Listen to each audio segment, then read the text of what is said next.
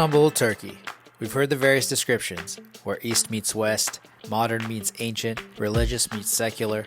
Wow! Welcome to Istanbul! What a vibe! It's one of those global megacities that can seem quite intimidating at first glance. With a population of almost 20 million people, life moves at a frantic pace.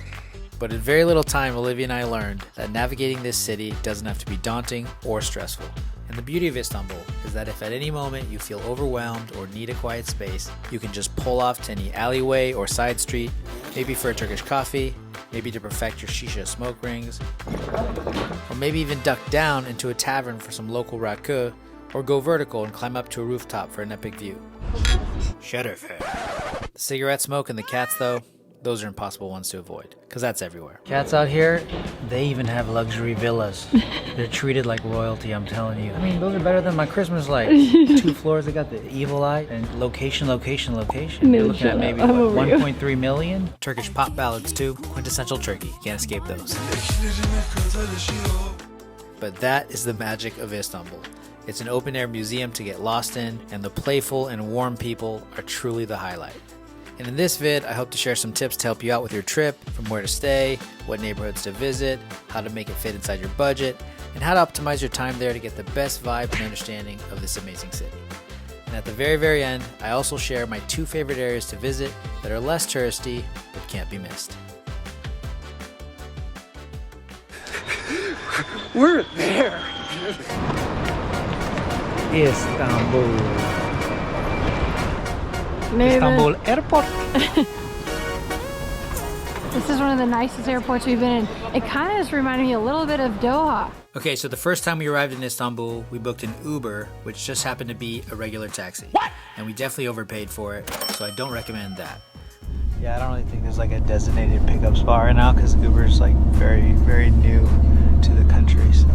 What I do recommend is something called the Havaist shuttle. This is way more affordable and easy peasy and can be used to go to and from the airport. So good. It's like a nice, big, spacious bus. It's clean. It's pretty quiet. Pro tip though, make sure that you're going to the right airport because there's a few different ones. Yeah. Make sure. The main international one is East, IST. East. Yeah. Rated by Condé Nast Traveler, Reader's Choice Award 2022, one of the best airports in the world. Walk middle, sooner or later, get the squish. One of the first things we did when we got to Istanbul is we got an eSIM so we could actually use our phones for GPS and stuff. Secondly, we got a Istanbul card, which is like their transit card for taking public transportation. Istanbul card, topping it up. And thirdly, we got some cash because you got to withdraw a bunch of cash because at the Grand Bazaar and markets like that, they don't take credit card. Money. Hey, and the USD is pretty good exchange right now, so We're lucky. we're lucky. Okay, so when visiting Istanbul, which happens to be one of the most populated cities in the world, the best way to get around is going to be public transport, hands down. All right, it's nice and heated in here. It's easy, affordable, safe, We made it. and most practical. Taxis can be really expensive and a hassle to deal with, and renting a car is not recommended or really necessary. The streets are narrow, hilly, full of traffic, so your best bet is to pick up your Istanbul card like I just mentioned, and that will give you access to buses, ferries, and trams. Here's what an average day going around the city might look like. Taking the ferry. This is the one. I feel like the transport's pretty easy here. Yeah.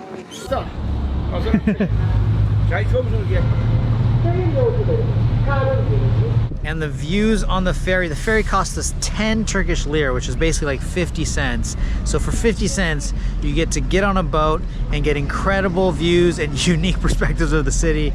You can't beat that. You can't beat that. So public transportation here seems pretty organized, pretty easy to follow.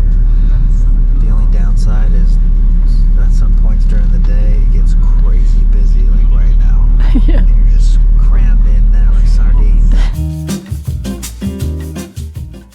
The 4 main districts I'd recommend are Fatih, Beyoğlu, Beşiktaş, and Kadiköy.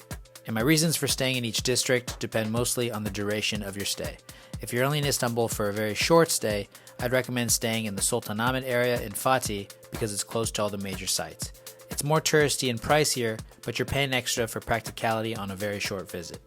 If you're staying just over a week or so, I'd recommend the district of Beyoğlu, where you could stay in areas like Galata, Taksim, Cihangir, Kadiköy. This is my personal preference because it offers really easy access to the other 3 districts, and in one single day you could walk down to Fatih and see all the popular tourist sites.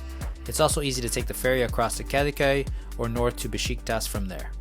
If you're staying in Istanbul for more than a week or so, I'd recommend Kadiköy on the Asian side or Beşiktaş on the European side to the north. These areas are significantly calmer and less busy, you'll have a lot less traffic, and it'll be way more affordable. It's a much more authentic experience overall, and it's how the majority of locals live at more local prices.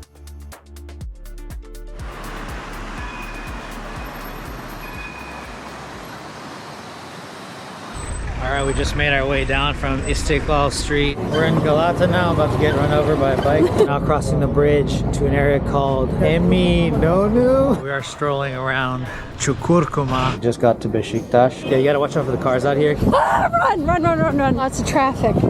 Oh gosh. Oh, we're supposed to go left. Alright, we go this way. Okay. Just takes over the whole pedestrian area, and that's a normality out here. I'll say a lot of the drivers here don't give a fuck. A big question a lot of visitors wonder about is how walkable is Istanbul really? Well, let me tell you. Although known as the city of 7 hills, I found Istanbul to be very walkable. It's a place to meander and get lost in, as long as you have good walking shoes. One big tip though is to strategize your days so you mostly walk the downhills and take public transport on the uphill parts of the city. Here's a real life example of this. Let's say your starting point is Taksim Square and you want to go to the Grand Bazaar. I'd recommend walking to the Grand Bazaar, which is mostly downhill from Taksim, but then taking the tram back. Some districts are relatively less hilly than others. I found areas like Kadiköy and Fatih not that hilly, but Beşiktaş and Beyoğlu, for example, are very hilly. And do expect to walk up some very narrow and winding staircases. Most buildings are very old and have no elevators. Oh my god, Nathan. Party in the front, party in the back. Going down these stairs. How you glutes feeling, dude? They're burning, dude. We definitely burn everything we eat here, though, I think. Yeah, all for that sure. baklava, For sure. no problem. Give me more. On a textural level, it's like the best marshmallow treat I've ever had. I think I overdid it on the baklava.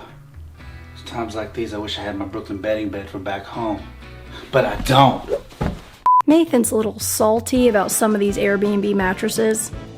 This bed sucks. It's tough because we do have the best beds back home. Whether we're chillin' in a sticks and bricks or RV in the US, this is the company we trust for continued sweet dreams. Brooklyn Bedding offers a wide selection of sizes and firmness levels to best suit you. And they own their own factory in the US, which allows them to offer super high quality mattresses without the luxury price tag. They offer a 120-night sleep trial, free shipping, and a 10-year warranty. So if you want to upgrade your mattress just like we did, head on over to brooklynbedding.com/onworldtravel and use our code onworldtravel to get 25% off. Jesus Christ, bro. Congratulations. A quick word on the Turkish language. As someone who really enjoys foreign languages, I found Turkish to be quite challenging. Even saying a simple thank you correctly proved to be quite difficult. Teşekkür ederim. He's trying. I knew right away that I was going to make a fool out of myself trying to say things correctly, but being a visitor in their country, I still had to go for it. I do recommend learning some basic phrases before going. The 2 most helpful to start with are thank you, which is teşekkür ederim, or thanks, which is teşekkürler. Thank you. And hello, which is merhaba. And if you're worried if people will make fun of you for trying to speak Turkish, just remember that we've got some dirt on them too. Congratulations. Congratulations.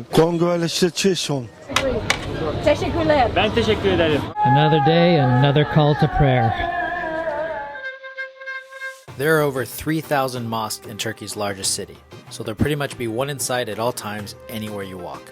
Some are grand and magnificent, others more discreet and unassuming. But out of all of them, the most popular 3 to visit are Hagia Sophia, which has been around for 1,600 years and is still an active mosque welcoming over 6.5 million visitors each year. Sultanahmet Mosque, also known as the Blue Mosque, which was built to confront and surpass the older one and was built 1,200 years later, and Süleymaniye Mosque, which was an Ottoman imperial mosque built on the 3rd hill of Istanbul. But my personal favorite to visit was the Ortaköy Mosque in Beşiktaş, located right on the Bosphorus waterfront, right off Ortaköy Pier Square.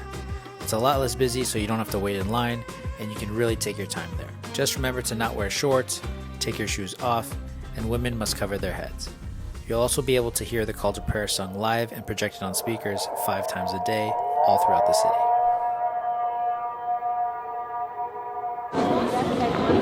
Oh my god, the marble is so cold. Do you That's what feel they it? told us not to do it. On the marble. Well, it's fine. Okay. All right, put them in.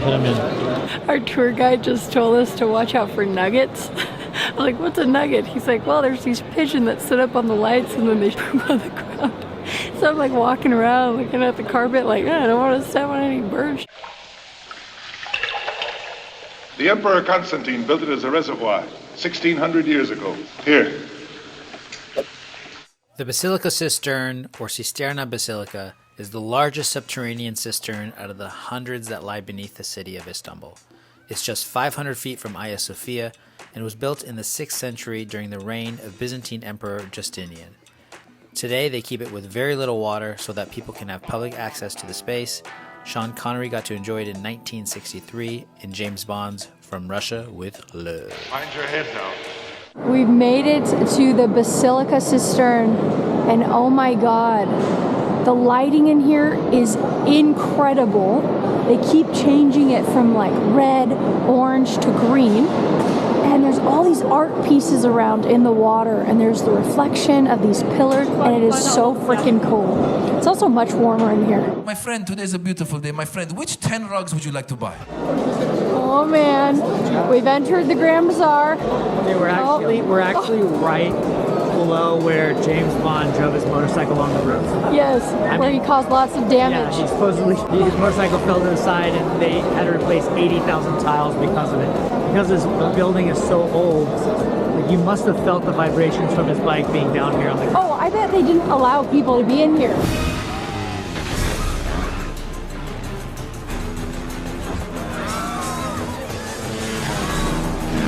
I will say, if you're too much of a people pleaser and you have a hard time saying no in Turkey, My friend.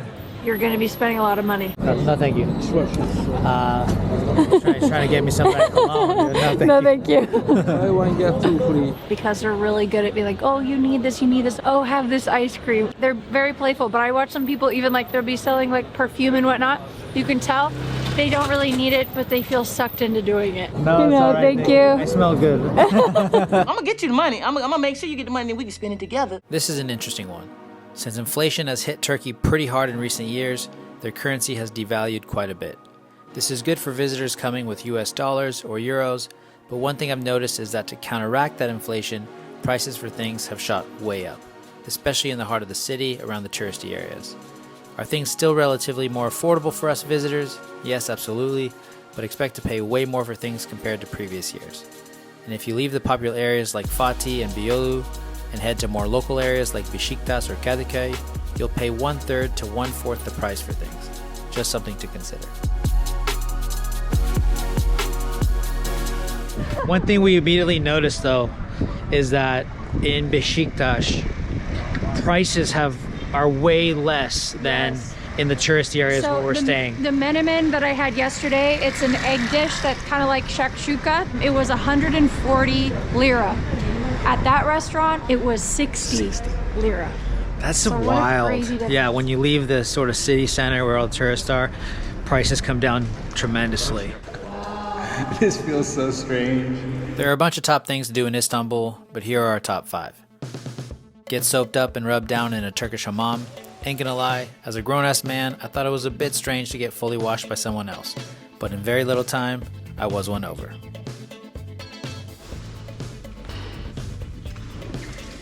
Get lined up and straightened out at a Turkish barber. But just know, that ain't all you're gonna get. No way. Facials, massages, ear hair singeing. It feels unreal. Expect to be wowed. Test your vertigo at a whirling dervish show. Just watching these guys might make you dizzy. Go down a hidden side street and try both Turkish coffee and Turkish shisha.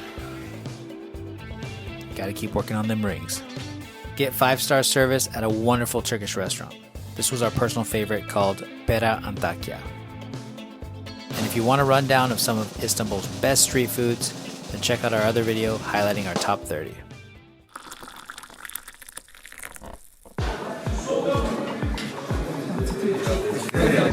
There's no shortage of great coffee shops here in Istanbul. I'm blown away by just how many you come across just like wandering the street. You'll just find this like little door that takes you through this like alleyway or up some stairs, and they're serving like incredible espresso, incredible coffee, and yeah, and they'll do some latte art like that swan I just got. Coffee's no joke out here.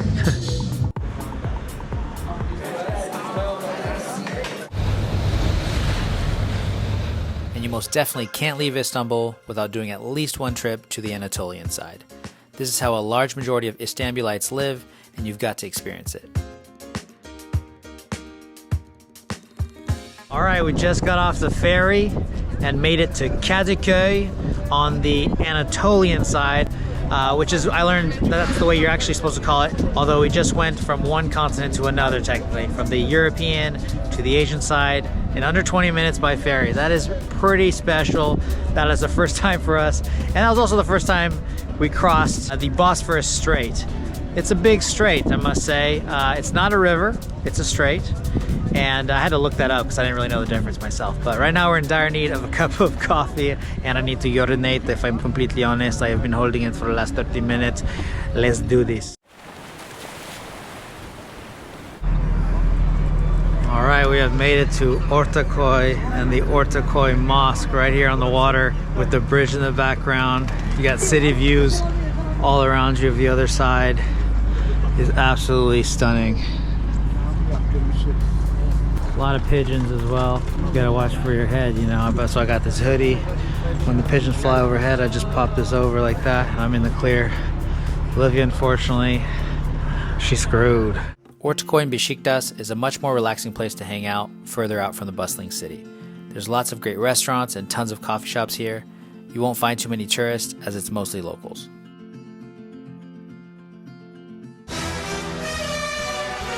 Alright, that wraps it up. The end. Bye.